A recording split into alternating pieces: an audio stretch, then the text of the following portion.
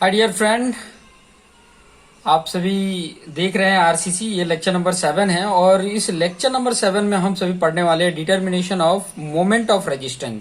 देखिए, moment of resistance का मतलब क्या होता है। सबसे पहले तो देखिए, मोमेंट मतलब जो मोमेंट आपकी जो भी स्ट्रक्चर मेंबर है उसके ऊपर जो मोमेंट अप्लाई हो रहा है, मोमेंट लग रहा है, ठीक है। ऑलरेडी आपको पता है मोमेंट मतलब बेंडिंग मोमेंट एक तरह से बोल सकते हैं।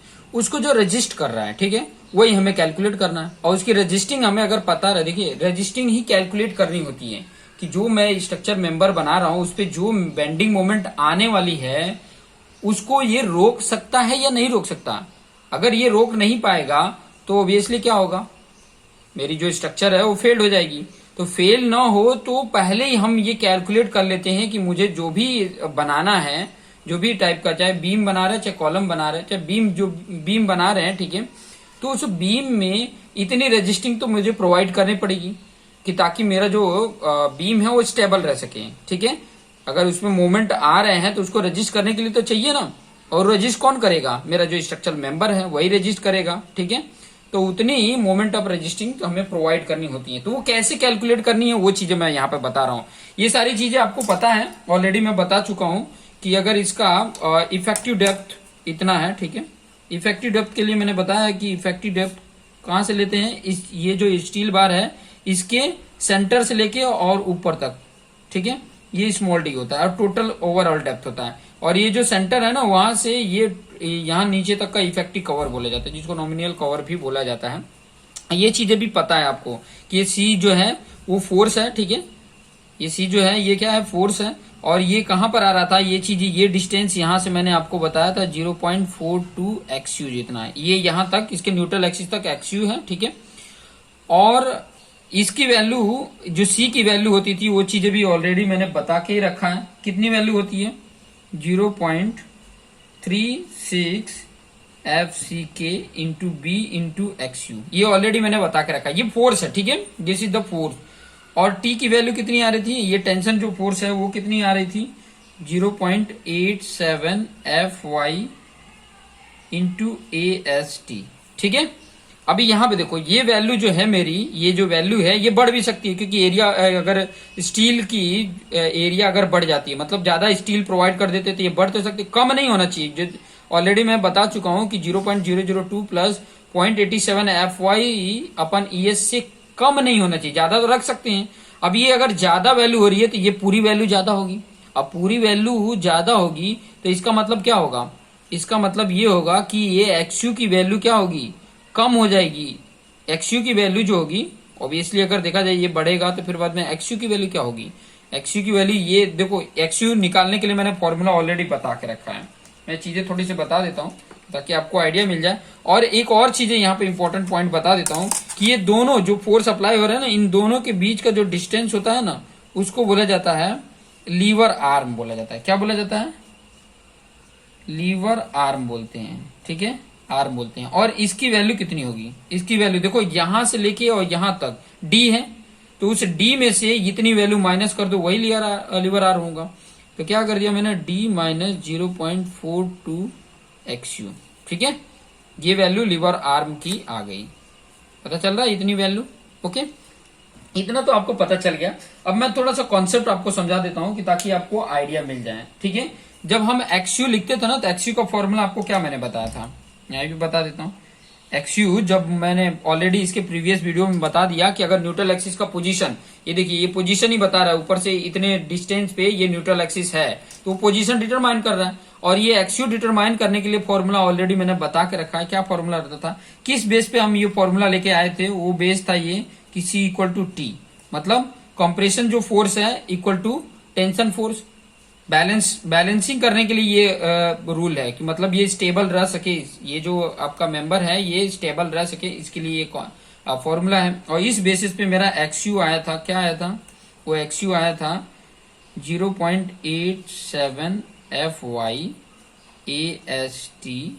मतलब ये वैल्यू पूरी और ये वैल्यू दोनों इक्वल करते हैं ना, तो ये इक्वल करेंगे तो एक्सयू इक्वल टू क्या होगा, ये डिवाइड बाई ये वैल्यू हो जाएगी 0.36 एफ सी के इंटू बी, ये वैल्यू आ जाती थी। अब देखो एक्सयू जो है, एक्सयू की वैल्यू कब बढ़ेगी, जब ये ऊपर वाली वैल्यू बढ़ेगी, और ये कब बढ़ेगा, जब एएसटी की वैल्यू बढ़ेगी। एएसटी की वैल्यू जितना बढ़ाएंगे उतना ही क्या होगा, यहाँ पे एक्सयू की वैल्यू क्या होगी, बढ़ेगा। और जब बढ़ेगा मतलब ये जो न्यूट्रल एक्सिस है वो और नीचे की तरफ आएगा, ठीक है। और क्या होगा, ये नीचे की तरफ न्यूट्रल एक्सिस आएगा। तो एक चीज और यहां पर आपको सीखने को यहां पे मिल जाएगा कि इसकी वैल्यू बढ़ना, ठीक है, मतलब कंडीशन मैंने ऑलरेडी आपको बता दिया था कि एक्सयू जो लिमिटिंग है जो हम फाइंड आउट करते हैं, अगर ये इससे बड़ा है एक्सयू से, ठीक है, ध्यान से समझना, ये अगर बड़ा है एक्सयू से तो क्या आता था, अंडर रैनफोर्स आता था, अंडर रैनफोर्स आता था, अंडर रैनफोर्स सेक्शन होता था। ये जो सेक्शन है वो अंडर रैनफोर्स होता था, ठीक है। लेकिन अगर एक्सयू लिमिटिंग जो है वो स्मॉल है एक्सयू से तो ओवर रैनफोर्स होता था। क्या होता था, ओवर रैनफोर्स होता था। ओवर रैनफोर्स का मतलब क्या हो गया कि स्टील ज्यादा यूज कर देना, स्टील की मात्रा। अब हम अभी इकोनॉमिकली अगर हम बात करें तो मेरा दिमाग तो खराब है नहीं कि मैं बहुत ज्यादा स्टील यूज कर दूं, ठीक है, मेरा खर्चा भी तो बढ़ेगा ना। तो वो चीजों को देख के हम कहां पे लेके आते हैं, जो हमें मुझे पता है कि बैलेंस सेक्शन तक लेकर आते हैं। बैलेंस सेक्शन मतलब कि मतलब जितना में मेरा स्टेबल रह सके, ठीक है, जो क्राइटेरिया उसको फुलफिल कर सके। इतना पॉइंट समझ में आ गया। तो मैं ये कहना चाहता था कि अंडर रैनफोर्स सेक्शंस है, चाहे ये एक्सयू लिमिटिंग वाला जो अगर लेस होता है तो इस पे तो हम डिजाइन ही नहीं करते हैं।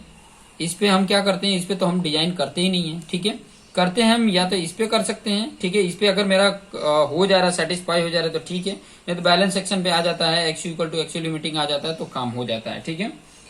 तो पॉइंट ये आ जाता है कि मोमेंट रजिस्टिंग हम ये पढ़ने वाले डिटरमाइन करने। तो मोमेंट रजिस्टिंग क्या होता है, या तो सी इक्वल टू, ध्यान दो यहाँ पे लिख रहा हूं मैं, एम ओ आर मतलब मोमेंट ऑफ रजिस्टिंग, ब्रैकेट में लिख भी लेता हूं, मोमेंट ऑफ रेजिस्टेंस। इसका जो फॉर्मूला होता है ना वो होता है या तो आप C इंटू लीवर आर्म कर लो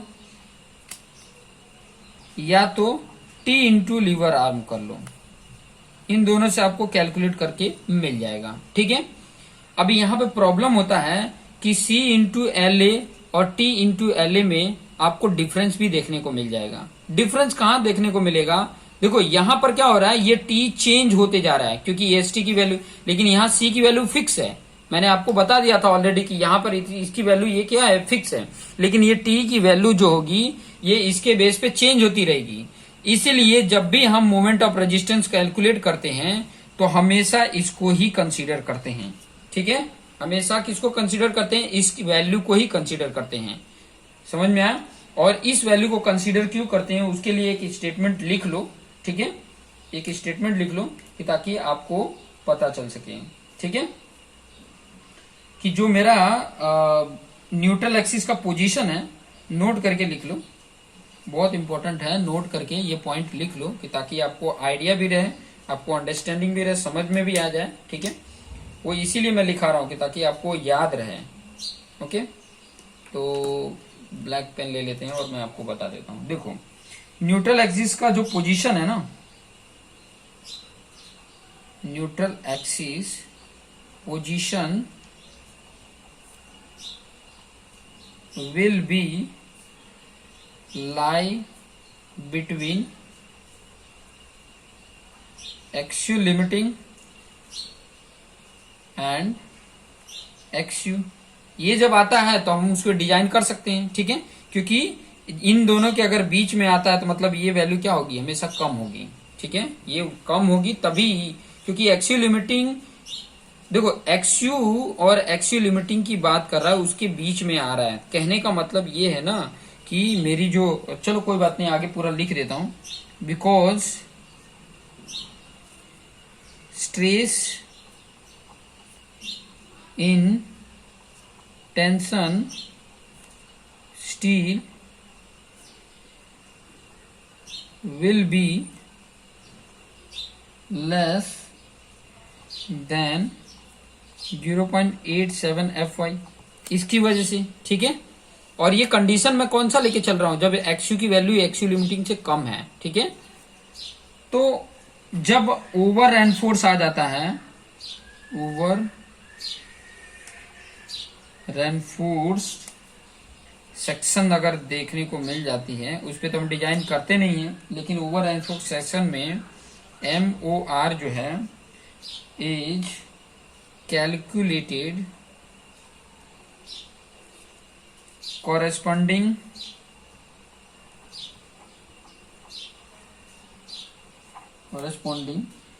to axial limiting and from compression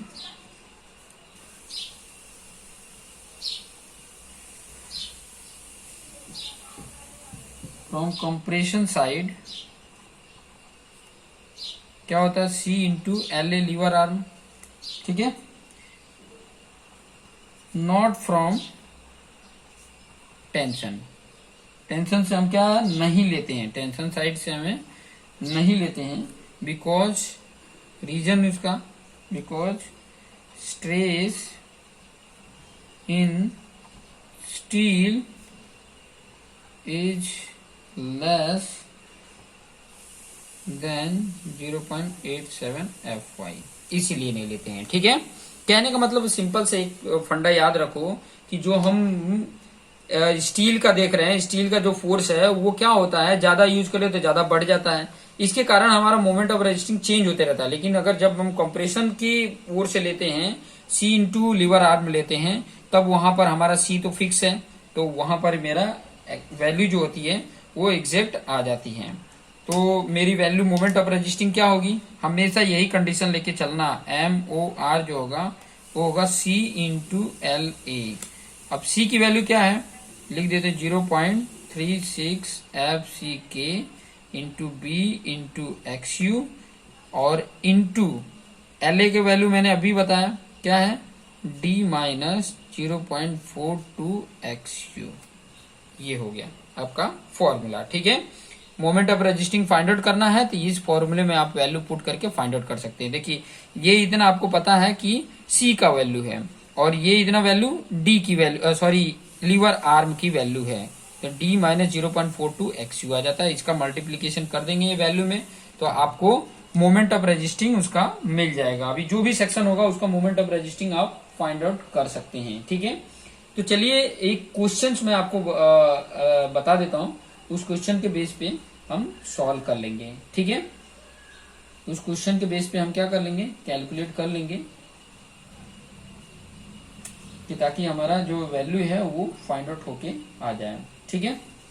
मैं वही सेक्शन लेके चल रहा हूँ कि जिससे कि मतलब जब ओवर एनफोर्स आ जाता है तब आप देखते हो कि T equal to T into LA लेते हैं तो अलग आ जाता है, C इंटू LA लेते हैं तो अलग आ जाता है। तो ये चीजें कंडीशन ना हो, जिसमें और भी बहुत सारी बातें आपको सीखने को मिल जाए।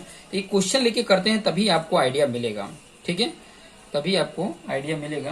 क्वेश्चन ये है ना, ध्यान से समझना, क्वेश्चन इसमें ये लिया गया है कि कोई सेक्शन है, ठीक है, कोई मान लो ये सेक्शन है, इस सेक्शन में ही मैं सारी वैल्यू पुट कर देता हूँ ताकि आपको सब पता चल जाए, ठीक है। यहाँ पे जो स्टील प्रोवाइड किया गया है, यहाँ पे जो नंबर ऑफ स्टील प्रोवाइड किया गया ना, ये 8 नंबर प्रोवाइड किए गए हैं, 1 2 3 4 5 6 7 8, ठीक है, टोटल 8 नंबर स्टील प्रोवाइड किया गया है। और ये जो स्टील प्रोवाइड किए गए हैं इसका अगर मैं बताऊं कि 8 नंबर हैं और 25 mm बार का, 25 mm डायमीटर का बार है, ठीक है। और इसका जो D की वैल्यू है यहां से लेके और यहां तक, ये जो D है और ये B है, ठीक है, सब चीजें दिख रही होगी। तो यहाँ पर जो D की वैल्यू बोला है ना, वो D की वैल्यू जो यहाँ पे बोला है वो भी मैं आपको यहाँ पर बता देता हूँ। D की वैल्यू 550 दिया है, 700 दिया है यहाँ पे, सॉरी 700 दिया है, 700 mm दिया है, ठीक है, 700 mm यहाँ पर ये चीजें दे के रखा है। दूसरा क्या दिया हुआ है वो चीजें भी बता देता हूँ। FCK मतलब आपकी M20 ग्रेड का कंक्रीट यूज किया है, ठीक है। और जो इसका स्टील का जो ग्रेड है वो Fe415 है, मतलब ये जो 415 है वो FY की वैल्यू यहाँ पे इंडिकेट करेगा। ये सारी वैल्यू दी हुई है, क्वेश्चन के तरीके से देगा, लेकिन आगे हम उस क्वेश्चन को भी दिखाएंगे, बस यहाँ पे थोड़ा सा समझ लीजिए, ठीक है। तो सबसे पहले तो हम XU फाइंड आउट करते हैं। XU ऑलरेडी मैंने आपको कॉन्सेप्ट समझा के रखा है, ये सारे क्वेश्चन में आ जाते हैं, और भी कुछ क्वेश्चन में दिए होंगे तो मैं आपको बता दूंगा। इतना आपको वैल्यू दिया होता है। XU फाइंड आउट करने के लिए ऑलरेडी मैंने फॉर्मूला बता के रखा है, 0.87 FY AST अपन क्या होगा 0.36 FCK इंटू B, ये वैल्यू है।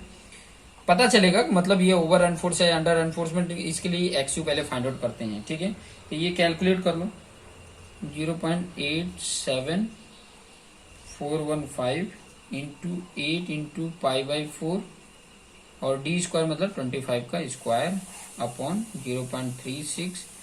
और अगर मैंने ये जो 20 ग्रेड है ना इसको 25 ले लेते हैं, ठीक है, 25 लेके चलो, क्योंकि ऑलरेडी मैंने 25 लेके कंप्लीट किया है, इसीलिए मैं यहाँ पे, अदरवाइज क्या है मुझे सब कैलकुलेट करके बताने पड़ेंगे तो इसकी वीडियो की लेंथ भी बढ़ जाएगी। तो ये 25 है और इनटू ये जो आपका B वैल्यू है, B की वैल्यू यहाँ पे 400 दी है, 400 mm, तो 400 ले लिया। और जब इसको कैलकुलेट करते हैं तो इसकी वैल्यू आती है 393.84, ओके। और इसकी XU लिमिटिंग जब हम कैलकुलेट करते हैं ना, अब देखो XU लिमिटिंग 415 अगर है तो उसकी वैल्यू क्या आता है 0.48D आता है। ऑलरेडी ये सब चीजें मैं बता चुका हूँ।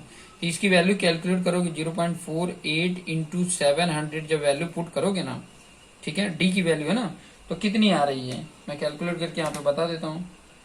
0.48 इंटू 700 करते हैं तो आ रहा है 336 आ रहा है, इतना mm आ जाता है XU लिमिटिंग का। तो यहाँ पर आप कंडीशन देखोगे कि XU लिमिटिंग क्या हो गई, स्मॉल हो गई XU से, क्योंकि XU की वैल्यू ये आ रही है 393 आ रहा है और ये 336 आ रहा है, तो उस वैल्यू में ये वैल्यू से ये XU लिमिटिंग कम हो गई। और ये जब कम होती है तो ये सेक्शन क्या कहलाता है, दिस सेक्शन इज रेनफोर्स्ड, ठीक है, रेनफोर्स होता है। और जब ये रेनफोर्स होगा तब जब हम MOR फाइंड आउट करेंगे ना, तो ध्यान देना वहां पर XU नहीं लेंगे, XU लिमिटिंग लेंगे, ठीक है। जब भी this section is over reinforce है, तो ओवर रेनफोर्स हो तो हम ओवर रेनफोर्स में XU की वैल्यू वहां पे नहीं लिखेंगे। जब मोमेंट ऑफ रेजिस्टिंग की मैंने बात किया था ना, तो वहां पर ये वैल्यू XU का नहीं लेंगे, XU लिमिटिंग पे लेंगे, बैलेंस सेक्शन पे हम लेके चलेंगे, ठीक है, बैलेंस सेक्शन पर हम लेकर चलेंगे। तो क्या आता है वैल्यू, मैं वैल्यू मोमेंट ऑफ रेजिस्टिंग का फाइंड आउट करके बता देता हूं। देखो जब ये XU ना छोटा होगा ना तो वही XU की वैल्यू लेंगे, लेकिन ये XU की वैल्यू अगर बड़ा हो गया XU लिमिटिंग से ना तो XU लिमिटिंग लेंगे।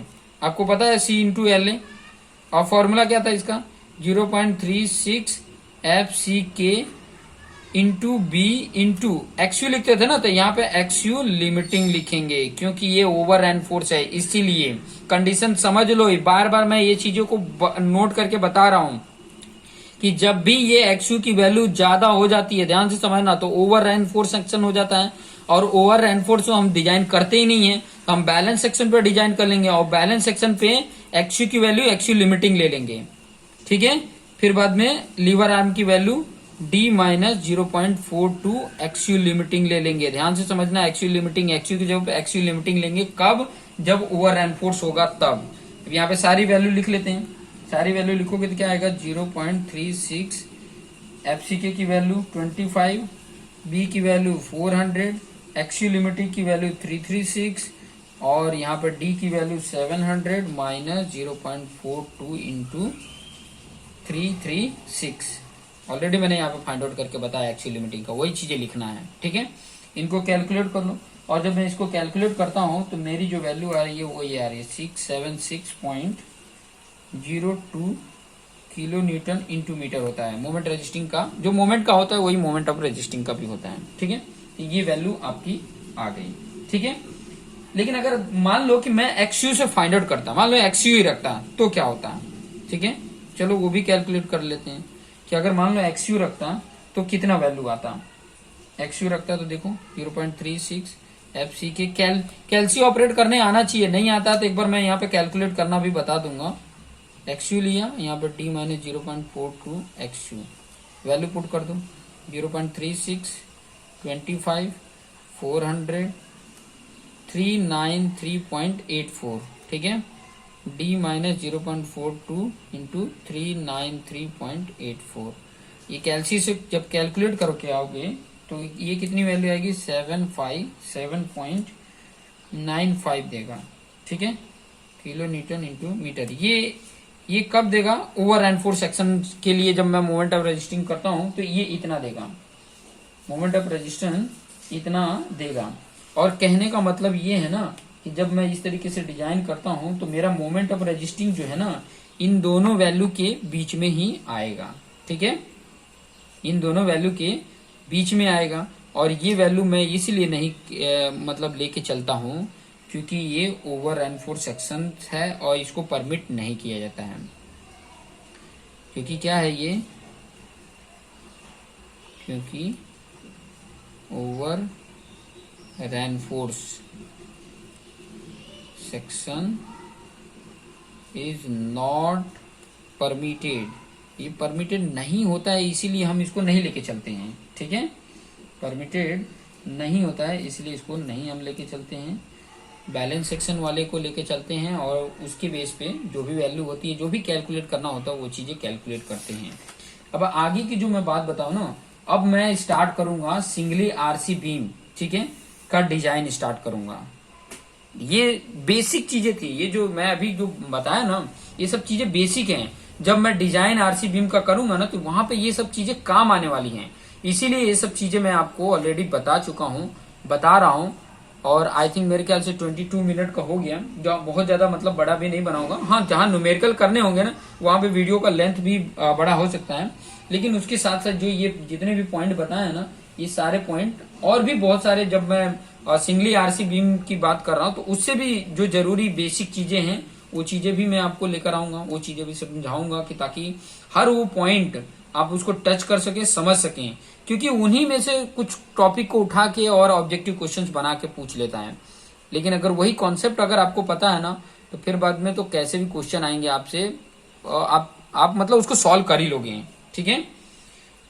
ये जब मैं जितने वीडियो बना रहा हूँ उसको आप सिर्फ देखते जाओ, नोट्स अपने खुद से बनाते जाओ, और जितने पॉइंट कुछ पॉइंट है जो मैं बता रहा हूँ वो चीजें लिख नहीं रहा हूँ तो वो चीज अपने वर्ड में कहीं कॉर्नर में लिख लिया करो कि जब भी आप इसको जब पेज को पलटो तो आपको ये समझ में आ जाए। फिर बाद में नेक्स्ट वीडियो स्टार्ट करेंगे design of singly reinforce rectangular section का, ठीक है। तो उससे रिलेटेड जितने भी इंपॉर्टेंट पॉइंट होंगे वो सारा कुछ कॉन्सेप्ट पहले बताएंगे, फिर बाद में न्यूमेरिकल लेके आपको सॉल्व करना बताएंगे। तो उससे पहले तो मैं आपको कॉन्सेप्ट ही समझाऊंगा कि जो काम आने वाली जो इंपॉर्टेंट होती हैं, कॉन्सेप्ट समझे रहोगे तो मैं पहले ही बताया कि कॉन्सेप्ट अगर आपको पता है तो आप कैसा भी रहेगा वो कर लोगे। तो वो चीजें हम सीखेंगे। और उसमें भी कई तरीके से दो टाइप में क्वेश्चन पूछता है। पहले तो ये पूछता है ना कि वो सेक्शन जो साइज है ना, जैसे यहाँ पे सेक्शन साइज दिया था तो सेक्शन साइज गिवन रहेगा, उसमें आपको ना एरिया ऑफ स्टील कैलकुलेट करने होंगे कि एरिया ऑफ स्टील कितना हम प्रोवाइड करें कि ताकि वो मतलब बैलेंस रहे, ठीक है। ज्यादा हम एरिया तो कर नहीं सकते और वो कम करोगे तो प्रॉब्लम क्रिएट होगा। तो कितना मतलब करें जिससे कि मेरी जो क्राइटेरिया है स्टेबल होने के लिए क्राइटेरिया है वो फुलफिल हो सके। दूसरा ये देगा ना कि आपको सेक्शन की साइज भी कैलकुलेट करनी पड़ेगी और एरिया ऑफ स्टील भी मतलब पता करना पड़ेगा, और कितने नंबर ऑफ बार यूज करने वो सारी चीजें कैलकुलेट करनी पड़ेगी। तो वो चीजें कैसे कैलकुलेट करेंगे वो सारा कुछ मैं आपको बताऊंगा। फिर बाद में जो हम प्रोवाइड कर रहे हैं वो एक्चुअली सही है या नहीं है, उसके लिए चेक भी हमें बताऊंगा कि कैसे चेक करेंगे कि मैंने जो प्रोवाइड किया वो सही है या रॉन्ग है। तो वो चेक करने का भी तरीका आपको बताऊंगा अकॉर्डिंग टू आपके जो कोड है IS 456-2000, उसके बेस से मैं ये सारा कॉन्सेप्ट आपको समझा दूंगा कि ताकि आपको आइडिया मिल जाए। देखते रहिए और अपने आप को बेस्ट बनाते रहिए। देखिए मैं कोड को रिप्रेजेंट नहीं कर रहा हूं यहाँ पे, लेकिन कोड की वैल्यू कहाँ से ले रहा हूँ वो सारा चीजें भी मैं जब कैलकुलेट करूंगा तो वो सब चीजें भी बताते रहूंगा। हालांकि अभी मेरे पास हार्ड कॉपी नहीं है जिसकी वजह से मैं पेज नंबर भी बता सकूं, लेकिन ट्राई करूंगा कि हार्ड कॉपी भी मेरे पास आ जाए कि ताकि वो पेज नंबर भी बता सकूं कि यहाँ पर ये जो फॉर्मूला है वो इस पेज नंबर पे दिया है। हालांकि जो बेसिक कॉन्सेप्ट से मैं बता रहा हूँ ना वैसे तो आपको सारे फॉर्मूले वैसे ही याद हो जाएंगे, कोड देखने की जरूरत ही नहीं पड़ेगी। क्योंकि अगर आप मतलब कॉम्पिटिटिव एग्जाम दे रहे हो ना तो वहां पे कोड आपको प्रोवाइड नहीं करने वाले हैं, आपको तो सब कुछ याद रखने पड़ेंगे। लेकिन अगर कोई मान लो ये मटेरियल यूज करके अपने यूनिवर्सिटी का एग्जाम दे रहा है तो वहां पर कोड देते हैं, प्रोवाइड करते हैं, तो पेज नंबर भी याद रहेगा तो बेटर रहेगा। तो देखते रहिए और अपने आप को बेस्ट बनाते रहिए। Thank you for watching this video.